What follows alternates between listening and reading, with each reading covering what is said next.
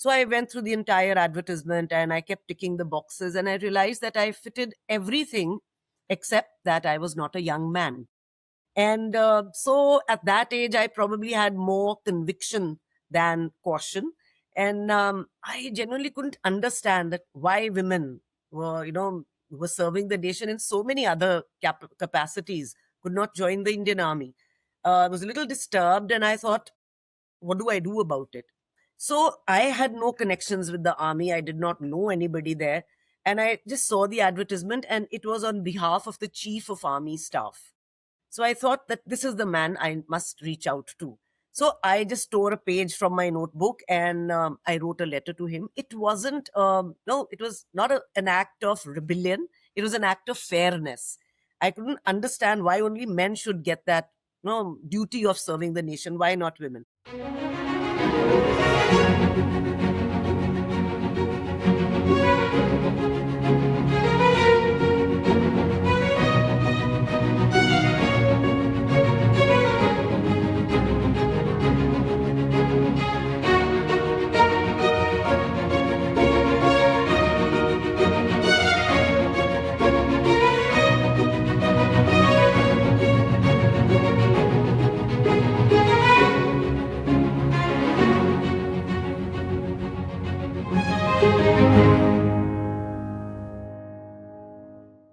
Hello and welcome to the Anayata Speaker Series, presented by Carnegie India, celebrating stirring stories of empowerment, struggle, and success from women professionals in different fields across the globe. Stories we hope are bound to inspire young professionals. I am Sumbul Jahangir, digital content producer at Carnegie India. Today, we are delighted to have with us Major Priya Jingan, a trailblazer who in the late 1980s wrote a letter to the Chief of Army Staff asking why women could not serve in the Indian Army. Soon after, the Indian Army opened its door to women, and she was among the first to walk through them.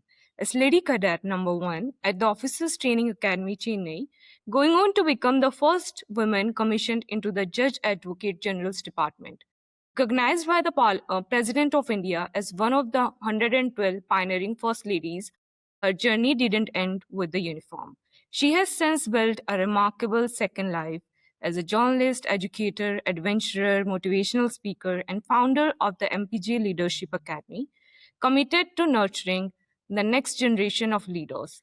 Thank you so much, Major Priyaj, for joining us. We have been really looking forward to this conversation. Thank you so much, Subil. It's absolutely a privilege for me.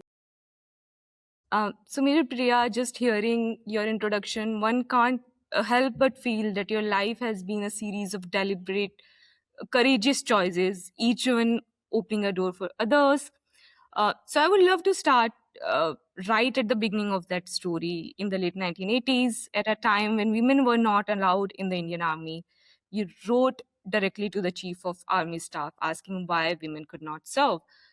Could you take us back to that moment? What gave you the courage to challenge the system so directly? So, Sumbal, I wanted to join the army myself since I was in class 9. So that was a long time. And as you mentioned, there was no provision for women to join the Indian army. And I was just going with the flow of completing my education. And I was just somewhere about completing my graduation when one day I saw this advertisement in the news, not in the newspaper, in one of the employment news. And it says, it was asking men to join the Indian Army. Big advertisement for young men to join the Indian Army. So I went through the entire advertisement and I kept ticking the boxes, and I realized that I fitted everything except that I was not a young man. And so at that age, I probably had more conviction than caution. And I genuinely couldn't understand that why women were serving the nation in so many other capacities could not join the Indian army. I was a little disturbed, and I thought, what do I do about it? So I had no connections with the army. I did not know anybody there. And I just saw the advertisement, and it was on behalf of the chief of army staff. So I thought that this is the man I must reach out to. So I just tore a page from my notebook, and I wrote a letter to him. It wasn't, no, it was not an act of rebellion. It was an act of fairness. I couldn't understand why only men should get that duty of serving the nation. Why not women? And I just wrote to him. And that time I wasn't thinking about what I was doing. I was just asking for, claiming my position in the army. Not just my own position, but like all women, why not? So that was how it started. Well, I think that kind of audacity to simply ask why not when everyone around you accepted the things the way they are is, I think, remarkable.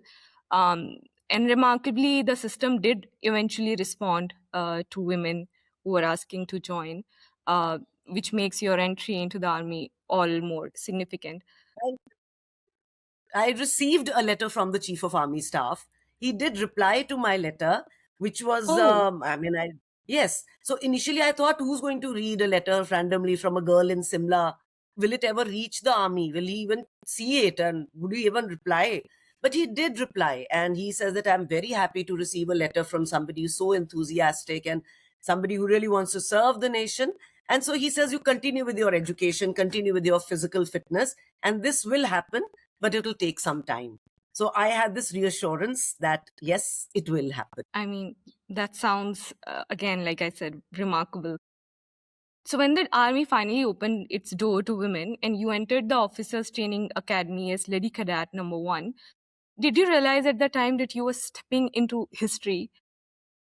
So, what do you like remember from those early days of training? Like, what was it like? So, because I had already been asked by the chief to continue with your physical fitness and your education, I was totally prepared for it. I was totally prepared so that when the army is ready for us, I will be ready for it as well. So, the training wasn't very difficult for me at all. It was not difficult. Being from the mountains, I was good at physicals, and I enjoy doing all that. I've been a tomboy all my life. So, running, walking, climbing ropes and mountains just came very naturally to me. It was just swimming that I had to struggle with. But we were a batch of very determined girls. And we were out there to prove ourselves. No, it wasn't, of course, we were an experiment, but we wanted to be a successful one.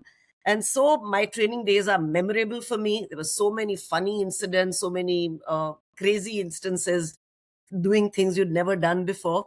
But I did it all pretty well, and that's how I passed out with a silver medal. It's fascinating that how sometimes history making moments also feel entirely ordinary when you're living them. Um, But we and never it's realized that we were making history. It was never like that. We were so busy with our training schedule, nobody realized it's history being made. But I remember one particular incident when I came home from to Simla for the break, and I went to one of my friend's house, Anurita Day, and her father saw me walking in and he pointed towards me and says, "Look, there's history walking inside the room." And that's, it started falling in place. This, yes, it's a big thing happening. Yeah, it's only in hindsight that the weight of creating history settles in. And I think one of the aspects that shapes that experience so deeply is something very tangible, uh, the uniform itself.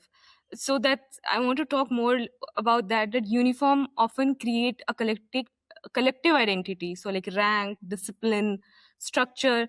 So did wearing the uniform ever change how you saw yourself as a woman, or how the world responded to you? Wearing the uniform had been my dream always. My father had been in the police, and from very childhood, when he would come back home, I would wear his felt, wear his belt, and pretend to be an army officer.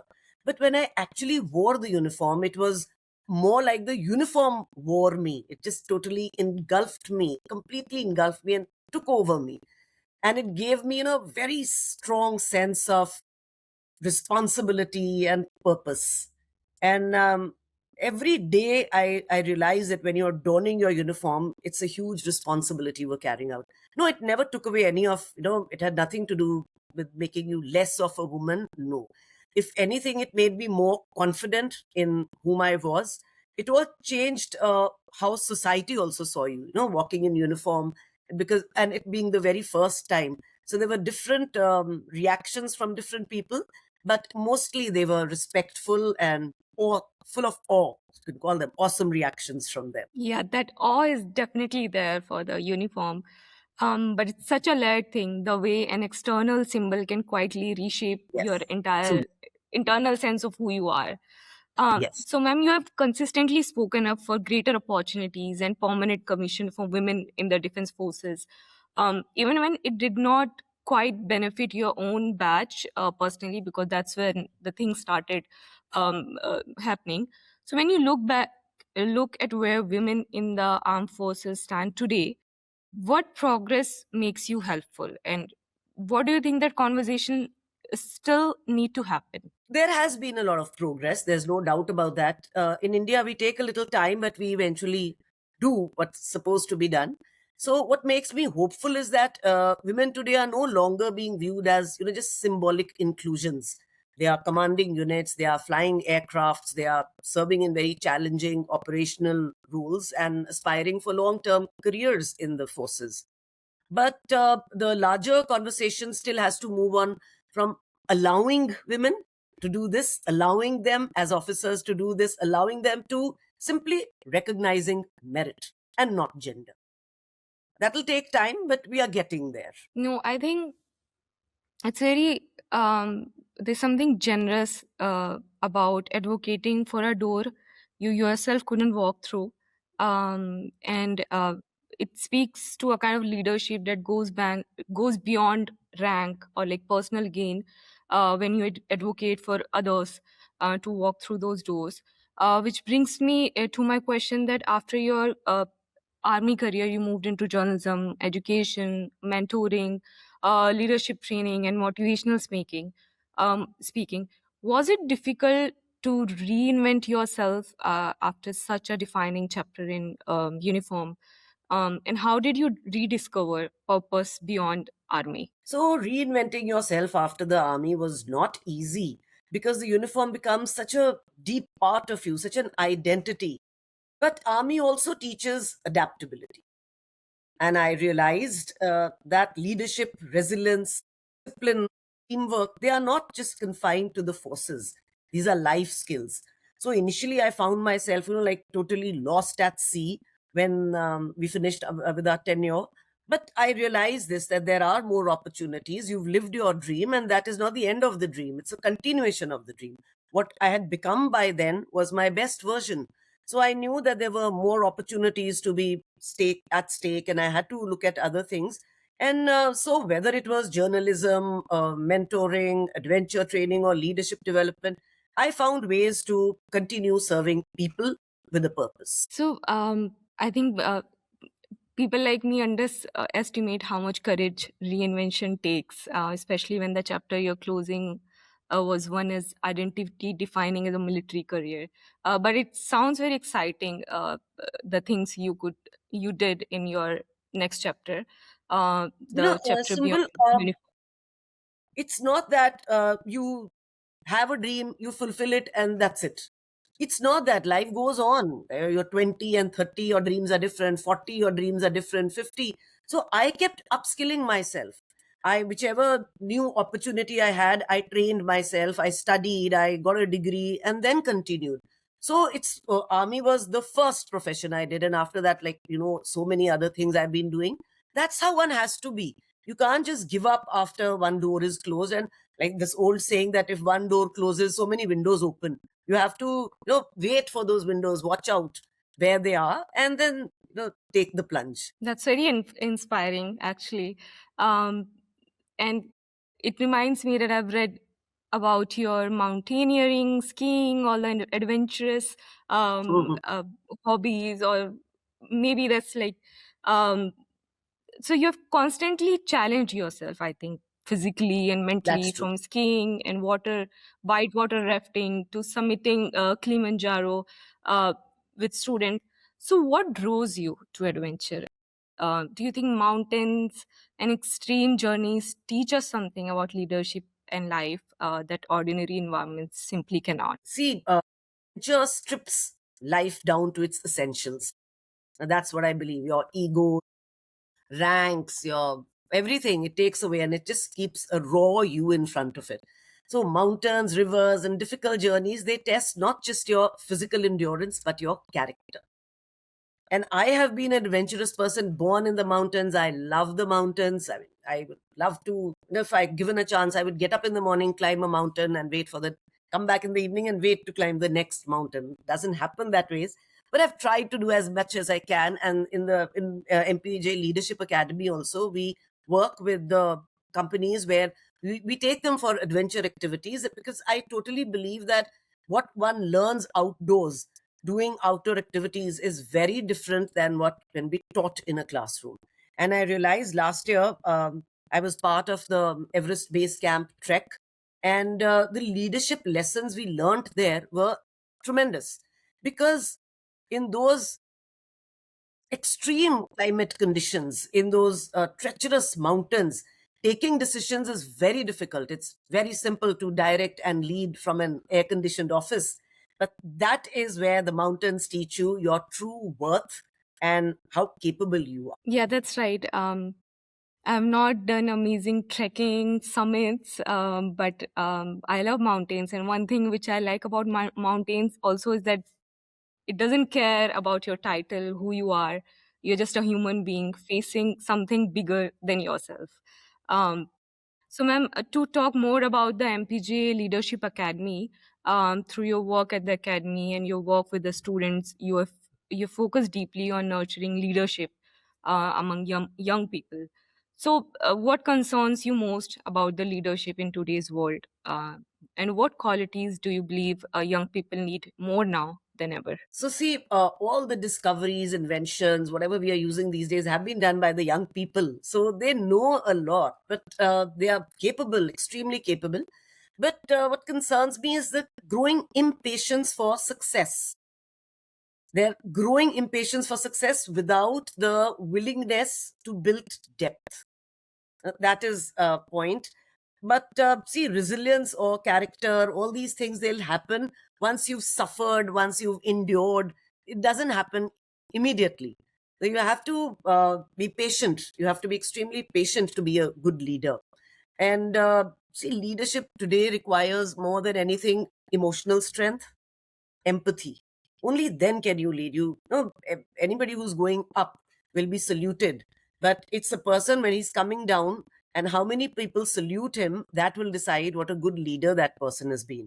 So if you are incapable of doing something yourself, you cannot do it yourself, you cannot lead others to do it. So the first important thing that you need to do is we have to be competent. And you can be competent with hard work. We've been hearing about hard work, but competency, hard work, and empathy. These are, I think, for me, the most important three qualities to be nurtured in a leader. Thank you for that advice, ma'am. I hope our audience find it useful, and I'm sure they will. I just want to move to more on a lighter end, and then we can wrap up this conversation. So next, All right. I have rapid fire round for you. So Okay. first, in quick answers, I'll start off with one army habit you still can't switch off. And which bores everybody else. That is being before time for anything. Anything starts at 9. I'm there at 8:45. For example, this was to start at 12:30. I was there at 12:10. So Yeah, this has yeah. become a constant, constantly on time. That means respecting other people's time and being punctual. No, that's very important. If not army, what alternate life would you have chosen? Truly, if not the army, then the army. There was no other alternative. It had to be this. One stereotype about women in uniform you wish would disappear forever. That toughness and femininity cannot coexist. One adventure still left on your bucket list? Oh, there's not one, there's a whole bucket left. But close by, I would love to do Srikhand. That's supposed to be a very difficult trek. And just because there are no medical facilities, I haven't been able to do it because we've heard of incidents happening there. The Annapurna circuit I want to do. And if I could, a dream wish would be doing the Kailash, which is absolutely out of question right now. And finally, what does freedom mean to you today? Freedom means freedom to make your choices fearlessly and without being judged. Thank you so much, ma'am. This was a really interesting conversation.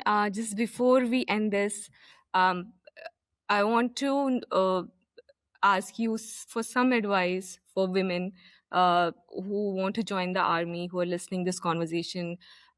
We have come a long way from where you started to where women are in army today, as we talked about it. But what's one advice you would give to the women out there? So there are two pieces of advice. The first one is that army is not a profession.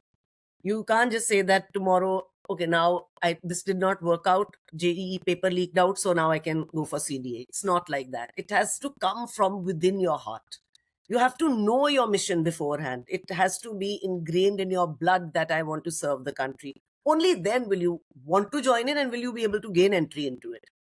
And once you've gained entry into it, then make sure that nothing comes between you and soldiering. Not your femininity for sure, not emotions, not relationships, nothing. Then give it your full all. Go full on. On that note, thank you so much, Major Priya, for this conversation. It has been very inspiring, honest, and full of moments I think our audience will be sitting with long after this ends. To our audience, we hope you enjoyed the conversation as much as we did. Do visit Carnegie India's YouTube channel to access all episodes of the Anayata Speaker Series. Thank you and see you next month.